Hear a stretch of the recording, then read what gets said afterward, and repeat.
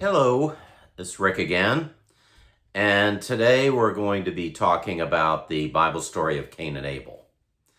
And actually, Cain and Abel were the children of Adam and Eve. Cain was the firstborn, followed by Abel. I find this kind of interesting because Cain basically was a farmer. He grew food, vegetables, and fruit, and he grew those for the family, and that was his skill. Whereas Abel was a shepherd, and he kept lambs and creatures to basically be slaughtered for food. So they each had separate skills. Now, they had built an altar, and this is basically an idea that's gone through the Jewish as well as the Christian beliefs, that you would pay tribute to God by providing food to him, or live creatures. On the surface, that doesn't make a whole lot of sense. God created everything. What would God be able to use food for? And it's really it's showing that you're giving up something that has value to you. You could even look at it as later on we give tithes to church. Basically, it's not so much that we're giving God something that he needs as that we're showing that we love God so much we're able to give him things that are valuable to us. So basically, Cain was the farmer, so he gave fruit to the Lord and he put it on the altar to show tribute. Whereas Abel put baby lambs on the altar as a tribute. Now, God determined that he felt that Abel's gifts were more valuable and said so. And this made Cain very upset. And Cain could have looked at it as a situation where he should analyze what his gift was and how could he make a better gift. In other words, he should have seen fault in himself. But instead, he found himself feeling jealous over his brother. And he questioned God. He said, why does God think that the tribute that Abel gave is more important than the tribute that I gave? And because of that jealousy, he became very angry, and he ended up actually killing his brother. It was very dramatic and surprising. And since we're bringing up death, I'm going to go into something after this concerning death. But at this point, let me just stick to the story. So basically, God approached Cain and asked him what happened to his brother. And of course, God knew what he had done. And just as he had cast out Adam and Eve from the Garden of Eden, he cast out Cain from his family and where they were living. And he went out and was alone. Basically, that was his punishment. And they made mention of the fact that there were other people out there that should not ill-treat Cain, because basically he's still one of God's creations. So that's basically the story. And it is a lesson of jealousy, of self-analysis. When things don't go well in your life, you shouldn't look at the fault for being in other places like in God or his brother. He should have analyzed himself and where he could have changed what he was offering the Lord and been a better person. So that's pretty much the lesson of this. As I said with Adam and Eve, I didn't really take it literally because the age that they're giving didn't make a lot of sense. So because their children are really an extension of that story, I don't take it literally either. Basically, this is a lesson to be learned. And I also find it interesting that the lesson is suggesting that there are more human beings out there, which lends one to believe that just as God created Adam and Eve, he also created other human beings, which aren't detailed in the Bible. Now, of course, as I said, I don't take Adam and Eve literally, but I'm just taking it as a story. And I find it interesting that they're suggesting that there were other human beings out there. Now, there's another way to look at this story, and that is the fact that Abel was a shepherd and Cain was a farmer. And when you look at civilization, basically it's the farmers that caused civilization to begin and communities to arise and turn into civilizations and to countries. Because basically, if you're a farmer, you have to stay where you are. So that causes land ownership and growth by people living in one area and defending that one area, which is basically what states and countries are. Whereas Abel was a shepherd, and that's more of a nomadic existence, where communities that are nomadic, they move from place to place and basically move to where the food is. And they don't really claim a specific area of land. It kind of draws me back to the Native Americans, where I pointed out that they didn't really believe so much in land ownership because they were nomadic. Oh, there were some Indians that did grow food. Different tribes had different ways of existing. But for the most part, they were nomadic.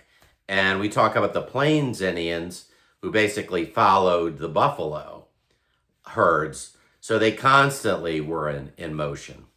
And that's one reason when the Europeans came to America, there wasn't an Indian nation. There wasn't a country of Indians. There were separate tribes, and there was no real civilization. Every tribe had its own culture, basically. And unfortunately, that kind of made it inevitable that the Europeans would have an advantage because they were farmers, they were settlers, and they did grow as a civilization, and they were an extension of a civilization because they came over from England and France and Germany and so forth. So in the same way, this story is basically pointing out that these two brothers can be used to symbolize civilization.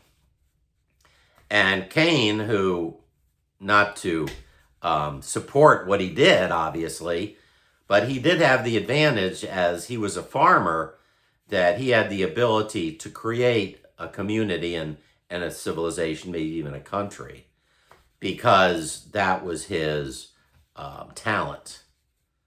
So I find it interesting that they divided those two together, divided those two in that way, I should say. It's also interesting that the name Cain in Hebrew means smith. And by smith, I mean blacksmith, someone who utilizes metals. Obviously, Cain didn't have that talent, but when civilizations are created and grow, that's something that arises. You have basically metals are created and worked, and not just into jewelry, but into weapons and into tools for farming and for warfare. So basically, a blacksmith would be necessary for a growing community. So I find it interesting that this story has so many different meanings. And since it's basically the beginning of humanity, if you take this story literally, which obviously I don't take it literally, but It gives us a lot of clues about how a civilization was created and humanity. And this is basically I shouldn't say the first sin, because it was a sin that Adam and Eve ate that fruit, which sent them out of the garden. But this is a sin that later comes up in the Ten Commandments. And it's sad that this is the worst of all sins, is murder, and to murder one's own brother. This kind of shocks you. I also find it interesting that if you read a little further, they talk about Adam, and this is something that's interesting in the Bible, is many of the Bible characters live for a long period of time. For example, Adam lives over 900 years. And when I was doing my Sunday school and I was trying to rationalize this for those students who wanted to take these stories literally, the only thing I could really come up with is that possibly when humanity started, there were no diseases. And gradually, over the centuries, more and more diseases occurred and grew. So because there were more diseases, maybe human beings could live longer. Of course, we could say that Adam lived under the grace of God, and he gave them that ability. But I kind of question that he really lived that long. As a matter of fact, when we get to the story of Noah's Ark, that occurred about 1,040 years after the creation. So about 50 years after Adam passed away, we have the story of Noah's Ark. So that makes it really interesting that he might live that long. And as the Bible progresses, people have shorter and shorter lifespans until they reach what we consider more normal. But anyway, I found that kind of interesting. Okay, so that's basically the Bible story today and my take on it. I wanted to bring up a few other things, some of which I did mention last time and I meant to. One of those is for my students, because sometimes, especially younger folks, have trouble reading from the Bible. It's obviously more poetic and older writing, and it's a little almost like Shakespeare. Young people have trouble understanding it. So I suggested a book by Pearl Buck, who I don't know if any of you know who that is. She was a famous novelist, and she was a missionary in China. And she basically won the Pulitzer Prize for a book she had written. So she was a very famous writer and a very good writer. And she wrote a book, and I have it right here, of the stories of the Bible. So it's written by a modern writer, so it makes those stories easier to understand. So it's actually still in print. You could go on Amazon and order it, and it would be like 15 or 20 bucks. Or you could just go on eBay and order a used copy, which might just be like $2, $2 or $3. So I would recommend you do that. Now, I would prefer that you read the Bible, and if you feel like you're understanding it without an issue, that's fine. But if you would like the ability to read these stories from a famous novelist who makes it a little easier to understand, then I would recommend you go ahead and order that, as I did my Sunday school class. Now, she doesn't give any opinions.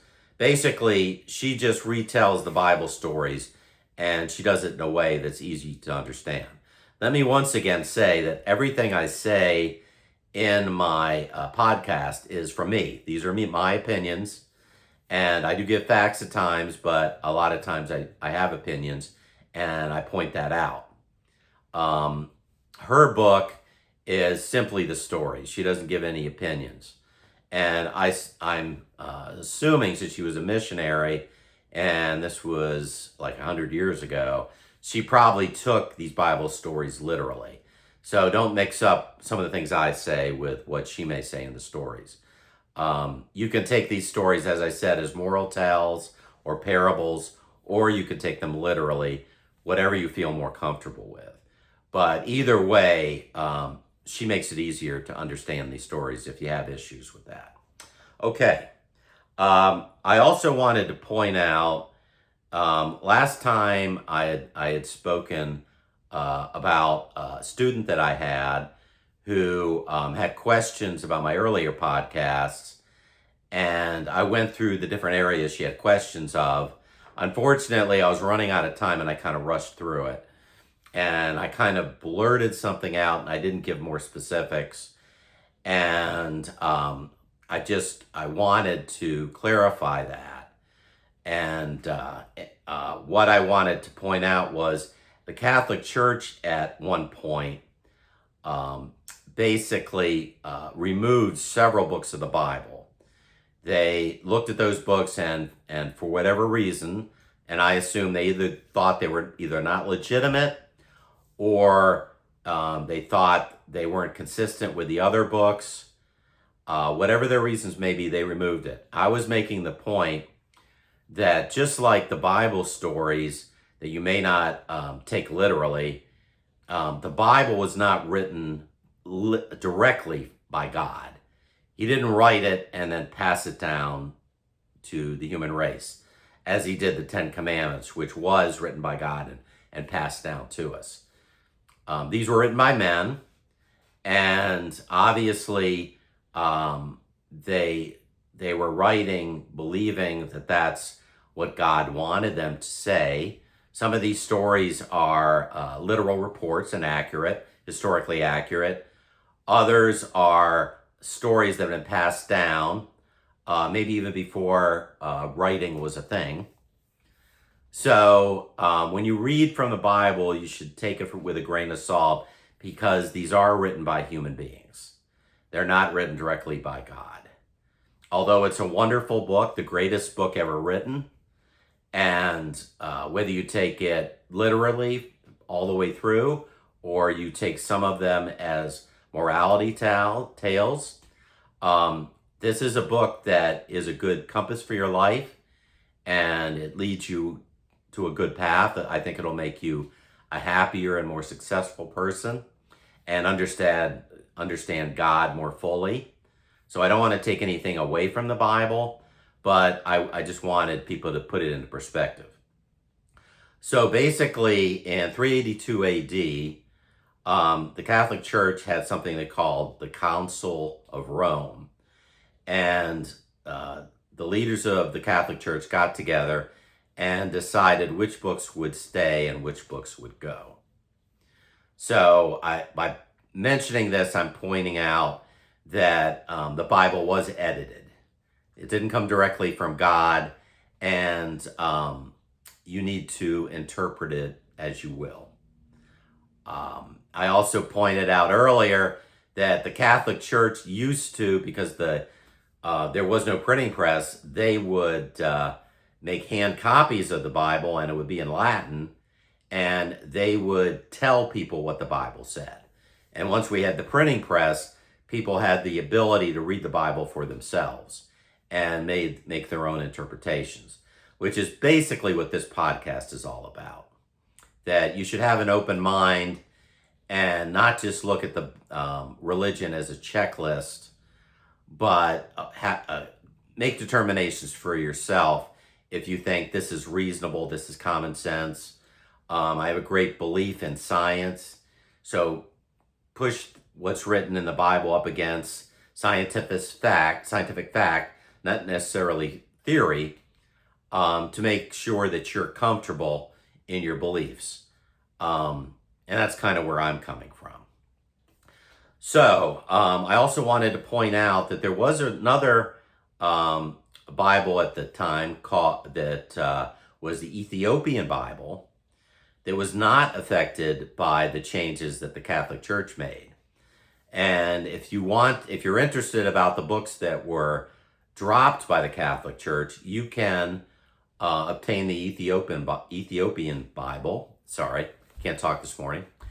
And I've done that, and I'm looking through that myself, And I'm sure I'll have a podcast specifically looking at those books, just so you have a more well-rounded understanding of where the Bible came from and where it is today. So I did want to point that out. Okay, now I want to talk a little bit about current events and also history. As I made clear, because when we talk about current events, you would realize what my political leanings are toward. So I said that right in the beginning, that I am a Republican and I did vote for Trump. So a lot of you are just going to turn me off right at that point.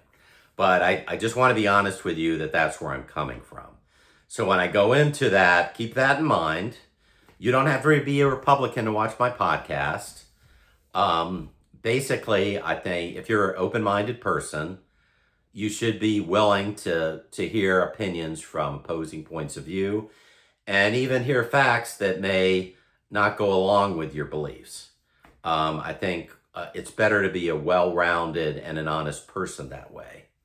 So, having said that, we have a war that's going on now with Iran. And I kind of spoke about it a couple times before. Just to brief it, for a long time now, not just Trump, but presidents in the past have been worried about Iran getting a nuclear weapon. And they are working on it. And we know they're working on it. And apparently our intelligence people told Trump that it was a matter of weeks and they would have had the ability to have one. So he felt like he had to take action. Also, the Israelis had that information as well, and they were already going after the nuclear and missile sites of Iran to try to prevent them or slow down this process. However, many of the installations for the nuclear weapons that the Iranians were working on were underground, and the Israelis didn't have the capability to drop bombs that went that deep into the earth. And we had a bomb called the Bunker Buster, which has that ability. So the Israelis asked Trump if he would either give them those weapons or use our own military to drop the weapons on those locations.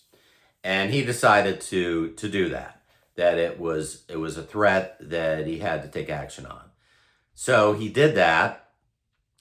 And as far as the Republicans and the right side of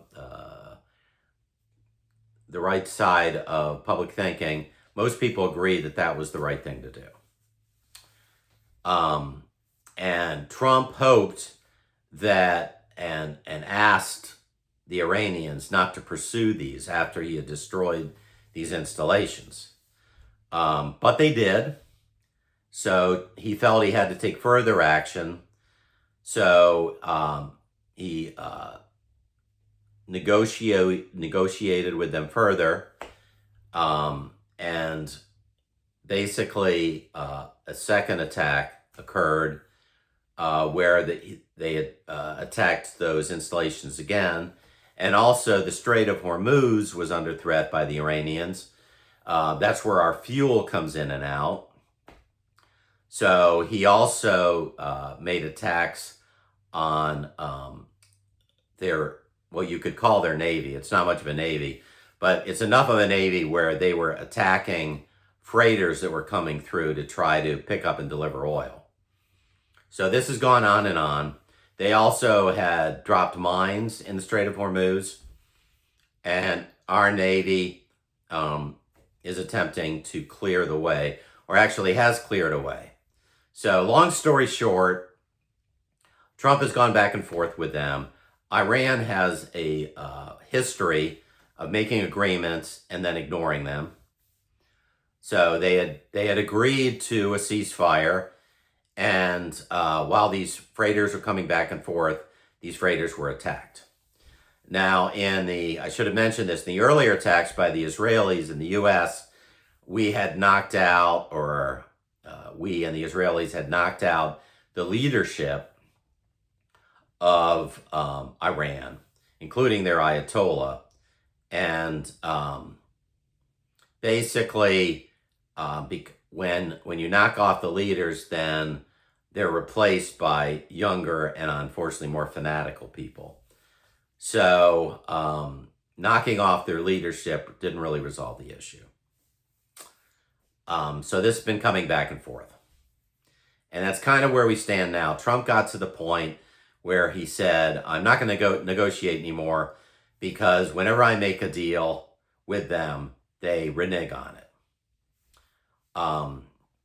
It also should be noted that the Iranian people want to get rid of their leadership in general. Their leadership is very unpopular. But like most dictatorships, the people in the country do not have any weapons. So they had come out and demonstrated after the first attack, and the Iranian leadership murdered the demonstrators. We've heard different numbers, but it sounds like 30 to 40,000 demonstrators were murdered. And that's typical of the regime.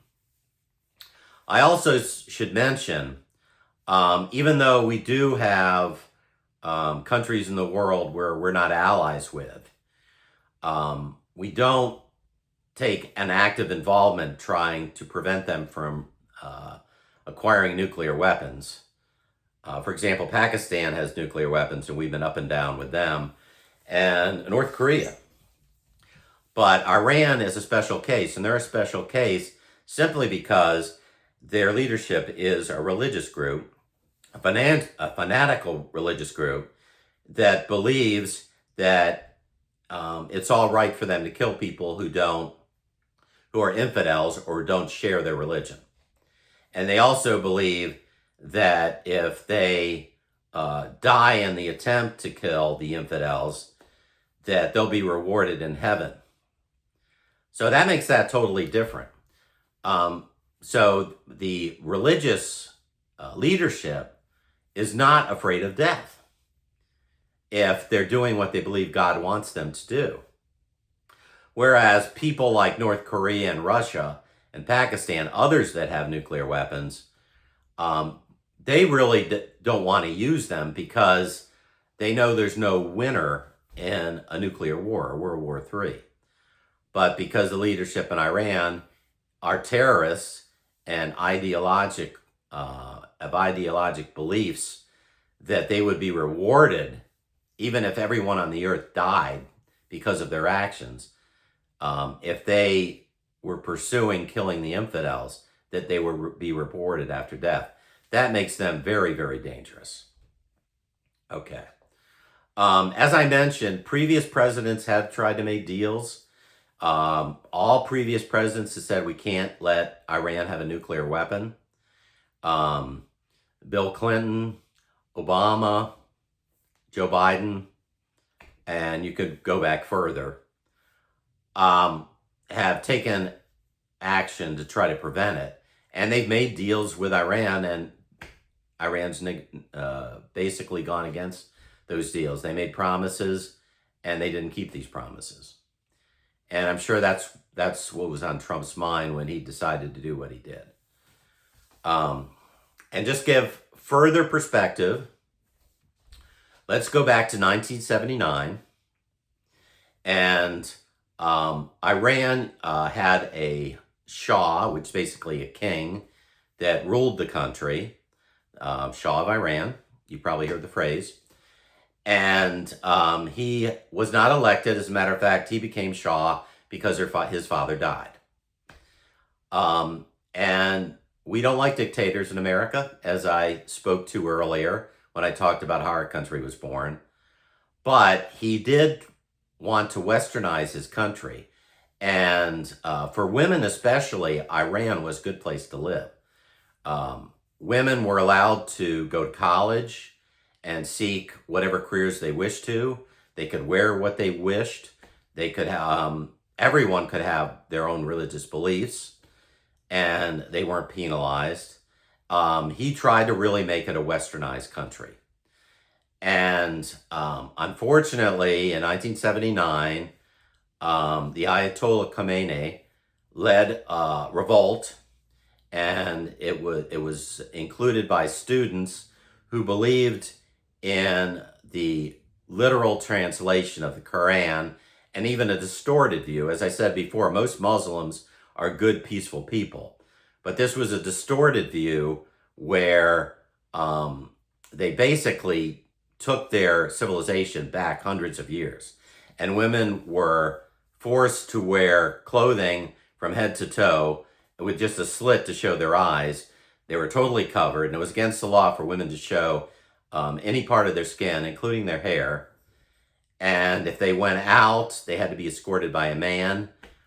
They weren't allowed higher education anymore.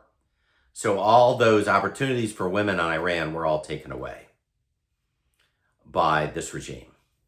And that's kind of the reason why currently most Iranians don't like their leadership, but they don't really have a power to get rid of it.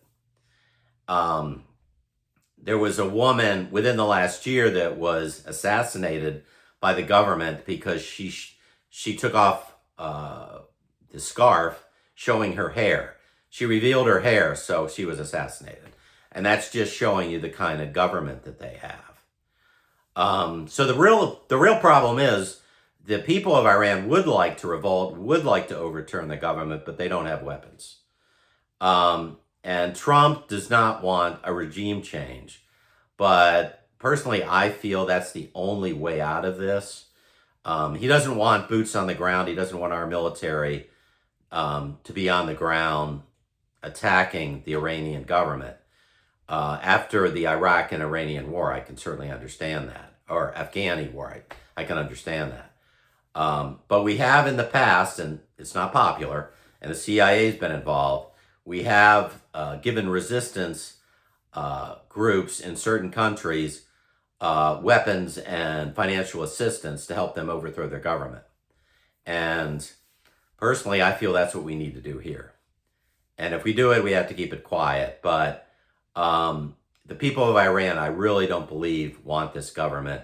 They just need the ability to overthrow it themselves. And I think that's the solution. So we'll see what happens. Like I said, right now, Trump keeps going back to the negotiating table and hopes he can make a deal. He's the big deal maker. That's what he says. But I think with this country, it's not really an option. So anyway, I just want to put all that in perspective and kind of touch bases with what's going on in the world right now. Obviously, a lot of it's my opinion. I have facts in there too. You need to go out and find a journalist or someone that you trust to give you the true information and make decisions for yourself. The American people really need to start making decisions for themselves and not just listening to pundits and other people's opinions and let them do the thinking for them. I try to think for myself, and I'm encouraging people to think for themselves as well. Anyway, I gave you a lot to digest today. I hope you found it useful. And again, please subscribe or like or give me comments. Let me know how you think I'm doing. I certainly can make changes if necessary, and I really appreciate the feedback. So God bless, and I hope you have a wonderful day. Thank you.